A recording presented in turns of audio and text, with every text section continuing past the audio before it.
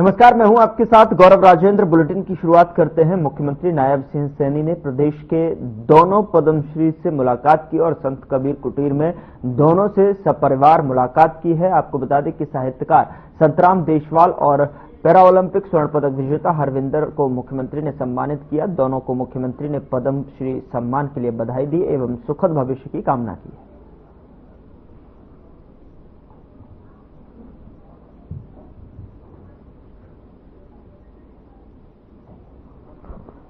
दोनों को जो है सीएम सैनी ने शुभकामनाएं बधाई दी हैं और पद्मश्री के लिए, और सीएम सैनी ने यहां पर ये मुलाकात की गई है और संत कबीर कुटीर पर ये आवास पर जो है मुलाकात की गई है और दोनों को सीएम सैनी ने सम्मानित भी किया और शुभकामनाएं भी दी हैं।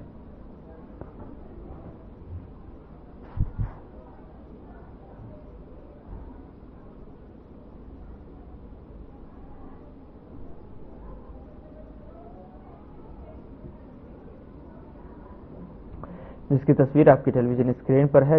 ये जो मुलाकात है, ये मुलाकात संत कबीर कुटीर आवास पर हुई है और सीएम सैनी ने दोनों को सम्मानित भी किया इस बीच जो है, और उनको पद्मश्री के लिए शुभकामनाएं और बधाई भी दी है।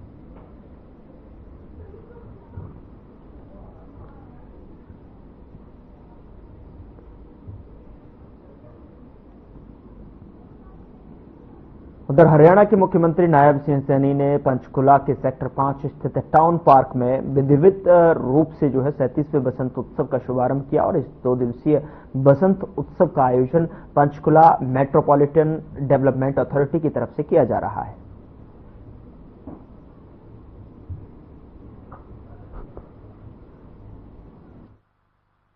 मुझे खुशी है कि भारत दुनिया का ऐसा देश है जिसमें अनेक ऋतुएं हैं। हर ऋतु का अपना महत्व है। हर ऋतु के आगमन पर कोई न कोई उत्सव और पर्व मनाया जाता है। आज हम यहां बसंत उत्सव की धूमधाम से हम मना रहे हैं। यह उत्सव केवल एक मौसम परिवर्तन का पर्व नहीं है, बल्कि यह हमारी संस्कृति की धरोहर का अभिन्न हिस्सा है। ये मुझे खुशी है। यह हमें अपनी जड़ों से जोड़ने और अपनी परंपराओं का सम्मान करने का ये अवसर प्रदान करता है।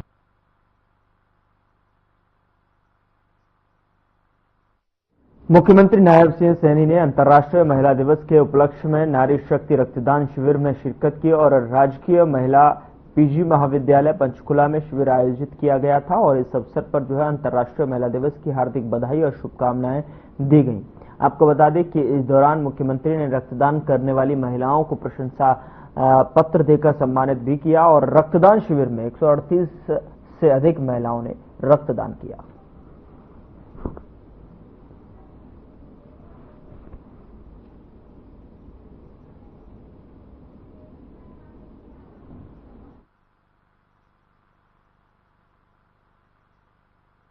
यह दिन हमें महिलाओं द्वारा अपने अधिकारों के लिए किए संघर्षों और उपलब्धियों की याद दिलाता है। आज मुझे इस कार्यक्रम में आने का मौका मिला है। इससे पहले भी मैं अनेक ब्लड डोनेशन कैंप में गया हूं, परंतु आज का ये रक्तदान शिविर, ये विशेष रक्तदान शिविर है। मुझे गर्व भी है कि आज हमारी बेटियां, हमारी बहनें महिला दिवस के अवसर के ऊपर आज रक्तदान कर रही हैं।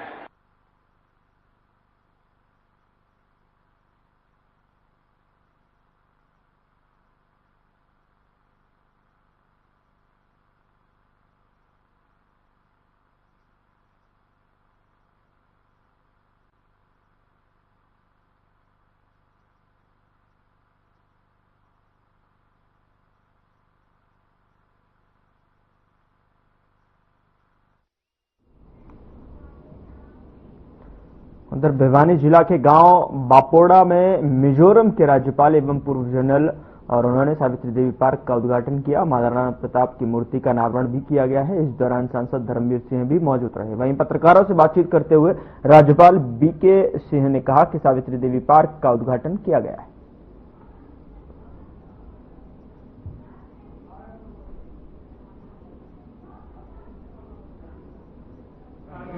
देखिए, आज गांव के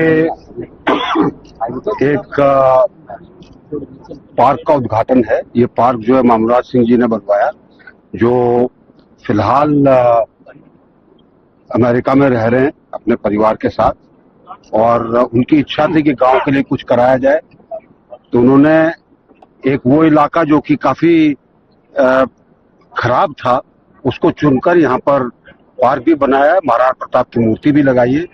और मुझे आशा है कि इन सब के होते हुए गांव जो है वो ऐसी और चीजें खुद भी करने की कोशिश करेगा ताकि गांव और अच्छा बने।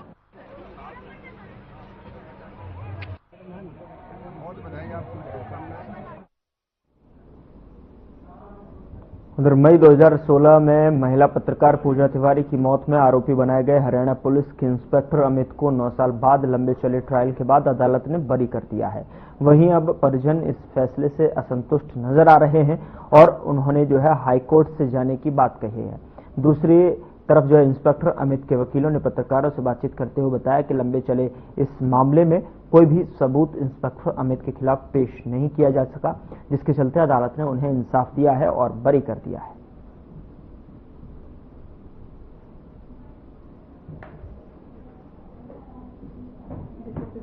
ये फैसला अमित के लिए एक जस्टिस हुआ है और उसको एक जो फंसाने वालों की साजिश थी वो विफल हो गई, जिसको उसको झूठा फंसाने की पूरा प्रयास किया गया, जिस तरीके से फंसाया भी गया वो साबित हुआ कि वो निर्दोष था। इसीलिए माननीय न्यायालय ने न्याय देते हुए उसको बरी कर। ये 2016 का केस है, मई 2016 का, और 9 साल बाद इसकी जजमेंट आई है, ट्रायल होकर कंप्लीट।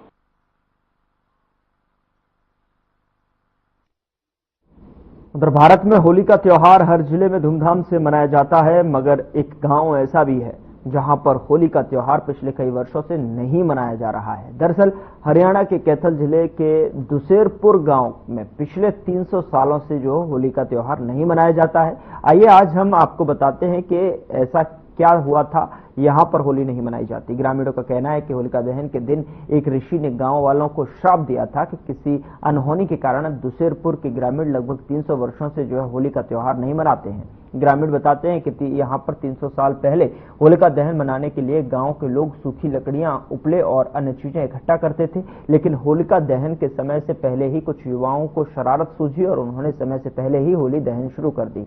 ऐसा होता देख जो है गांव के स्नेही राम साधु ने उन्हें रोकने की कोशिश की, लेकिन वह नहीं माने और साधु के छोटे कद का मजाक उड़ाने लगे।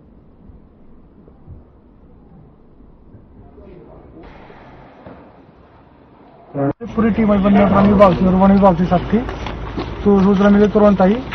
तो जिसने बताया कि मोटरसाइकिल से एकदम अचानक उसके आगे तेंदुआ आ गया। तो जैसे हमें सूचना मिली इस पूरे एरिया में सर्च अभियान चलाया, पर तेंदुआ का यहाँ कोई आसपास है नहीं, मिला नहीं कुछ, यानी आगे निकल गया वो। तो उसको अचानक उसको टक्कर लगी। तेंदुआ को नुकसान नहीं, वीडियो से बात की, जिससे टक्कर लगी तो तेंदुआ को हल्की सी टायर चढ़ा तेंदुआ के ऊपर, तो बाइक वाला हल बढ़ाकर नीचे गिर गया, हल्की चोट आई। बाकी हमारी आज पूरी टीम इस एरिया में निगरानी करेगी। ये होली में समाज थे, यहाँ समाधि बना दी हो मेरी, और मंगलवार की पूजा हो, और 4 शर्त दी थी इसने। सीम के अंदर फ्लड नहीं आएगा, सीम के अंदर अग्नि नुकसान नहीं करेगी, सीम के अंदर दुश्मन चढ़कर आएगा तो वार नहीं करागा, गदल भी पड़े हमारा कोई नुकसान नहीं हुआ, सारा देश में हुआ।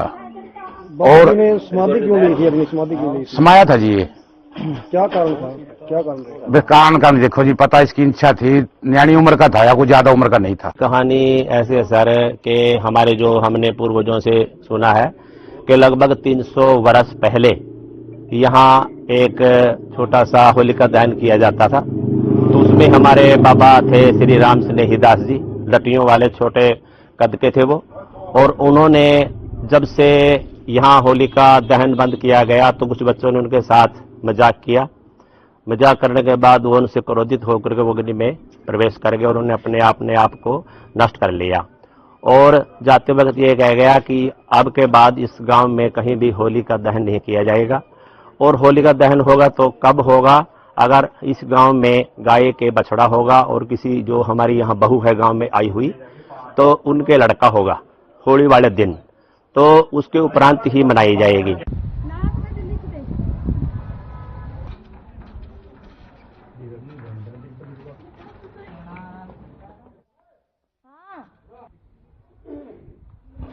आयोजन किया गया। बता दें कि जिला केमिस्ट एसोसिएशन की ओर से ये आयोजन किया गया था।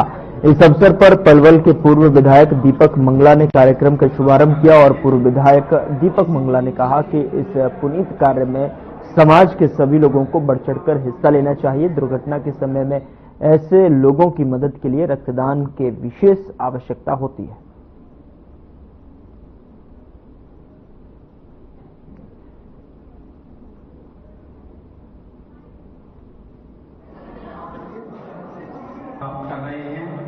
आज का विशेष बहुत अच्छा रहा है।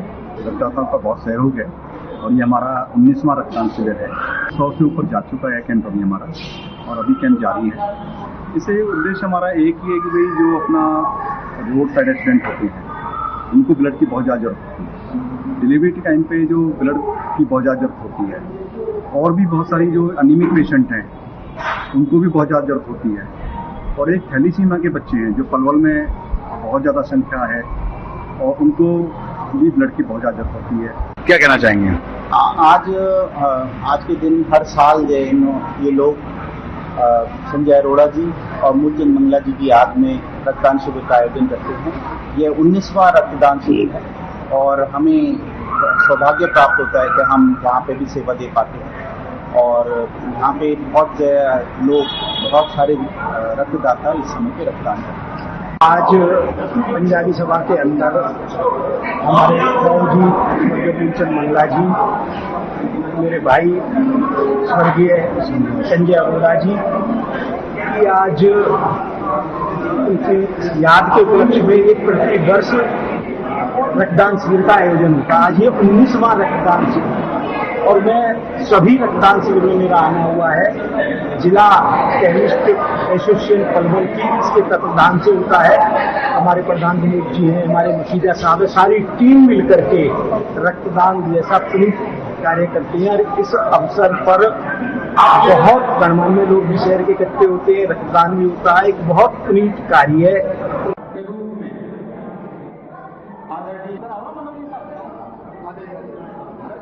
कुरुक्षेत्र पुलिस ने जान से मारने की नीयत से घर पर आकर गोली चलाने के आरोपियों को जो है गिरफ्तार किया है। आपको बता दें कि अपराध अन्वेषण शाखा 2 पुलिस की टीम ने गांव बदरपुर में घर पर गोली चलाने के आरोपी को गिरफ्तार करने में सफलता हासिल की है।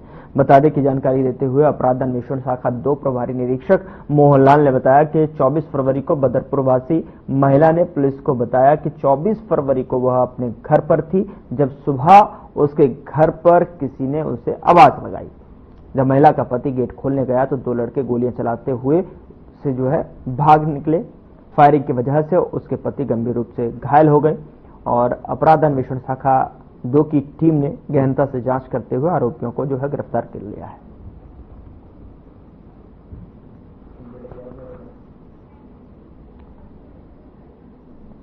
पुलिस ने आरोपियों से पूछताछ की है।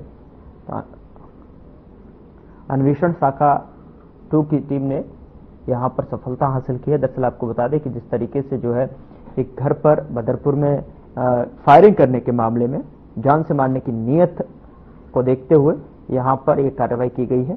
उनको पुलिस ने जो है CIA 2 की टीम ने गिरफ्तार किया है।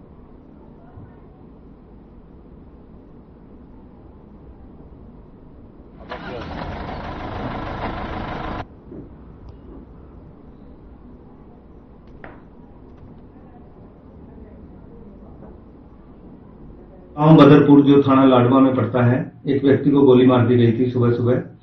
और सूचना पाकर जब हम मौका पे पहुंचे तो आसपास लोगों ने और उसकी जयप्रकाश जिसको गोली लगी थी इसकी पत्नी ने बताया कि सुबह करीब 6:30 बजे 2 नौजवान लड़कों ने गेट खड़काया और उन्होंने कहा कि जयप्रकाश से मिलना है। जैसे ही जयप्रकाश ने गेट खोला तो उन लड़कों ने उसको गोली मार दी जो उसकी जयप्रकाश की छाती में लगी और उसको इलाज के लिए बाद में हॉस्पिटल में भर्ती करवा दिया था, जो आज भी उसका इलाज चल रहा है अस्पताल में। और इसमें फिर जो तफ्तीश थी ये CIA 2 को SP साहब ने मार रखी थी और SP साहब ने हिदायत दी थी कि बहुत जल्दी इस केस को ट्रेस करना है। उधर अंतर्राष्ट्रीय महिला दिवस के मौके पर हरियाणा महिला आयोग की अध्यक्ष ने फरीदाबाद से वन स्टॉप सेंटर में काउंसलिंग रूम का उद्घाटन रिबन काटकर किया। बता दें कि उन्होंने दावा किया कि महिला उत्थान के लिए यह मील का पत्थर साबित होगा। उन्होंने बताया कि हरियाणा की धरती से इस काउंसलिंग सेंटर का शुभारंभ किया गया है और पूरे देश के 15 राज्यों में ऐसे 21 काउंसलिंग सेंटर खोले गए हैं, जहां पर महिला और पुरुषों की जो शादी से पहले किसी भी बात को लेकर कोई अड़चन आती है तो इसका सॉल्यूशन इन काउंसलिंग सेंटरों पर किया जा सकेगा।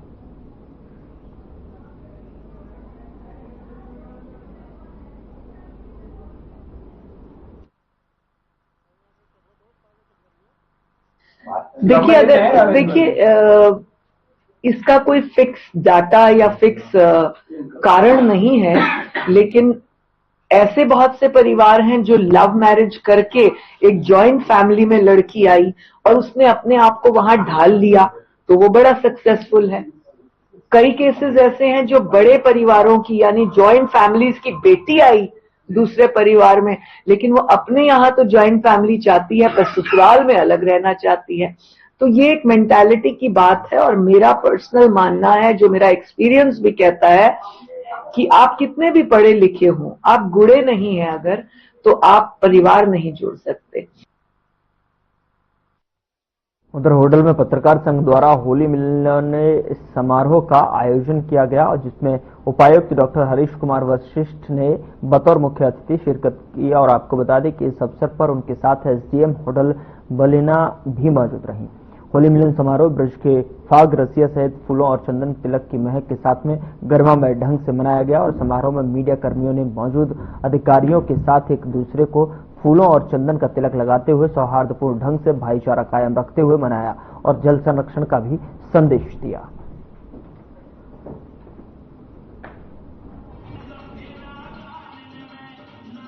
किसी भी जाति धर्म समुदाय से हम संबंध रखते हैं, लेकिन एक ऐसा त्योहार है जिसको हम सब मिल करके मनाते हैं और हमारी आपसी भाईचारे को, आपसी बंधुता को बढ़ाने में इस त्योहार का बड़ा ही महत्वपूर्ण रोल है। ब्रज में तो खासतौर पर इस त्योहार का बड़ा महत्व है। मैं हिसार से संबंध रखता हूँ, वहाँ पे बहुत सुनते थे हम यहाँ का सौहार्द, यहाँ की बातें, किस प्रकार यहाँ इतने लंबे समय तक होली का त्योहार मनाया जाता है और आज यहाँ करके देखकर बड़ा अच्छा अनुभव था। उधर हरियाणा विद्यालय शिक्षा बोर्ड में खाली पड़ा चेयरमैन का पद आज भरा गया। बता दें कि हरियाणा विद्यालय शिक्षा बोर्ड के चेयरमैन ने जो तौर पर आज पवन शर्मा ने पदभार जो है ग्रहण किया है। पवन शर्मा ने पदभार ग्रहण करने के बाद में उनके आगे बोर्ड परीक्षा को लेकर भी चुनौतियां होंगी।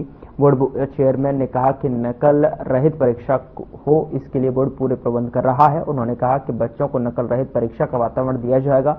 Board chairman doctor Pawan Sharma ने कहा कि बोर्ड नकल रहित परीक्षा करवाएगा, इसके लिए उनका बोर्ड पूरी तन्मयता से लगा हुआ है। उन्होंने कहा कि बोर्ड ने जो है सरकार की नई शिक्षा नीति को भी अच्छे से लागू करना है।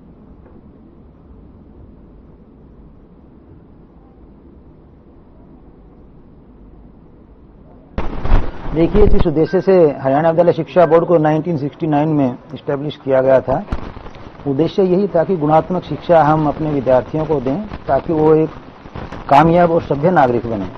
और हमारी हरियाणा की संस्कृति भी इसी दिशा पर आधारित है। हरियाणा विद्यालय शिक्षा बोर्ड का मुझे पहले भी काफ़ी अच्छा अनुभव रहा है, 3 वर्ष के करीब। और अब जैसे मुझे दायित्व माननीय मुख्यमंत्री श्री नायब सिंह सैनी जी ने, माननीय शिक्षा मंत्री महिपाल ढांढा जी ने और हमारे उच्च अधिकारियों जैसे चीफ सेक्रेटरी साहब, ACS साहब, सब ने। काफ़ी अच्छा प्रश्न था कि कल हमारे यहाँ जो राजकीय कन्या वरिष्ठ माध्यमिक विद्यालय शामड़ी गोहाना के बारे में शिकायत प्राप्त हुई थी। सबसे पहले तो मैं बताना चाहूंगा कि हम नकल पर हमने पूरी तरह से अंकुश लगाया और आगे भी 100% हम इसको सुनिश्चित करेंगे कि नकल रहित परीक्षा होनी चाहिए और बाहर किसी प्रकार की कोई भीड़ नहीं होनी चाहिए। पिछले 4 से 5 दिनों में आपने 4 तारीख बाद आपने देखा होगा कि हमारे जो यूएमसी के केसेज हैं उनकी संख्या में काफी कमी आई है, जिसमें 2 दिन पहले हमारे यहाँ government girls senior secondary school Chang की बात थी। वहां में मास कॉपिंग की जो हमें शिकायत प्राप्त हुई तो हमने अपनी यहाँ से फ्लाइंग स्क्वाड भेजी बोर्ड की secretary board of school education Haryana की ओर से।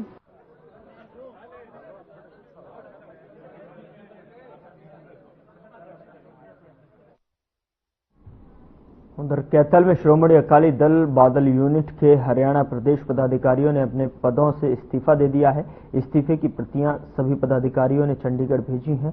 संबंध में पदाधिकारियों ने कैथल स्थित नीम साहिब गुरुद्वारा में बैठक की और जिसमें प्रदेश के कई जगहों से पदाधिकारी शामिल हुए। यूनिट के प्रदेशाध्यक्ष शरणजीत चौथा और महासचिव सुखवीर मांडी ने बताया कि श्रोमणी अकाली दल कमेटी की ओर से जत्थेदार रणवीर सिंह और जत्थेदार सुल्तान सिंह को बिना कारण हटा दिया गया। इसकी भी निंदा करते हैं। इससे प्रदेश के पदाधिकारियों और सदस्यों में रोष है और इस कारण वे अपने पदों से इस्तीफा दे रहे हैं।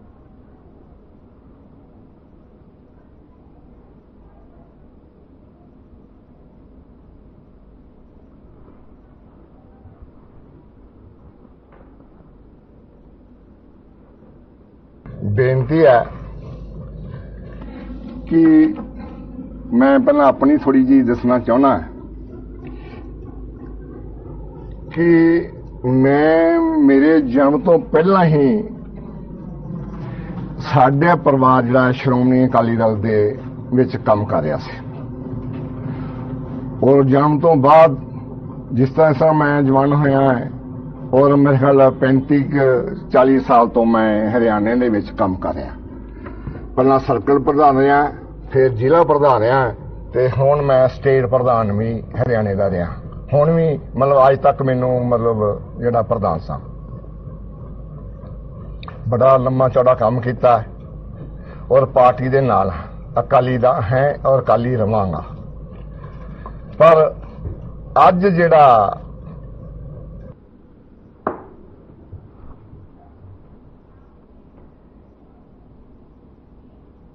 झज्जर के महाराणा गांव में 10 रोज पूर्व हुई हत्या से पुलिस ने रहस्य का पर्दा उठा दिया है। हत्या की राजदार मृतक की पत्नी निकली और जिसने अपने प्रेमी के साथ मिलकर हत्या की योजना बनाई और बाद में योजना मुताबिक महिला के प्रेमी ने अपने एक परिचित प्रवासी मजदूर के साथ में मिलकर इस हत्या को अंजाम दे डाला।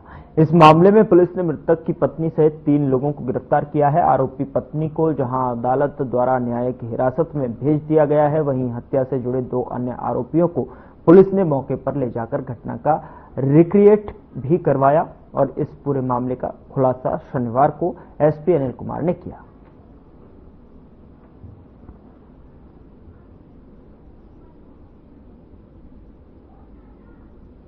श्री वीरेंद्र सिंह निवासी मेहराणा ने सूचना दी कि उसका भतीजा मोहित शाम को 6:30 बजे घर से किसी व्यक्ति बुलाकर ले गए थे और उसके बाद में वो घर नहीं आया।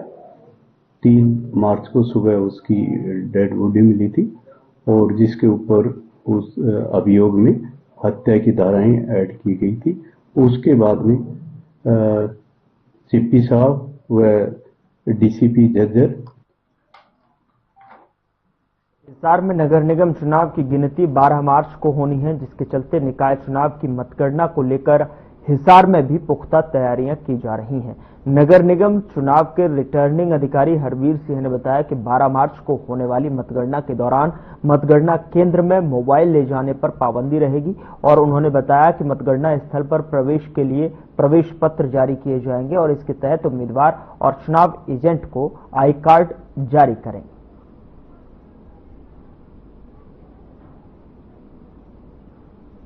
जैसा कि आप जानते हैं, म्युनिसिपल कॉरपोरेशन का जो हमारा चुनाव शांतिपूर्वक 2 मार्च को कंप्लीट हो चुका है। अब काउंटिंग का प्रोसेस है वो रहता है, तो एससीसी की हिदायत अनुसार 12 मार्च को काउंटिंग की जानी है। उसके लिए हमारी सारी तैयारियां पूरी हो चुकी हैं।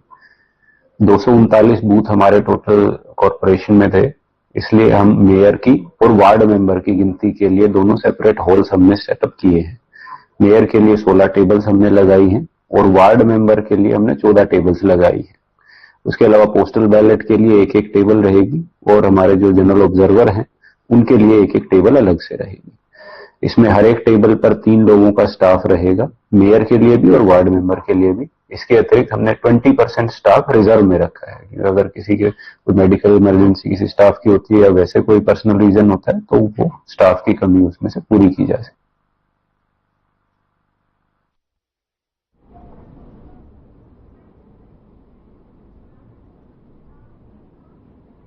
फिलहाल बुलेटिन में इतना ही। नमस्कार।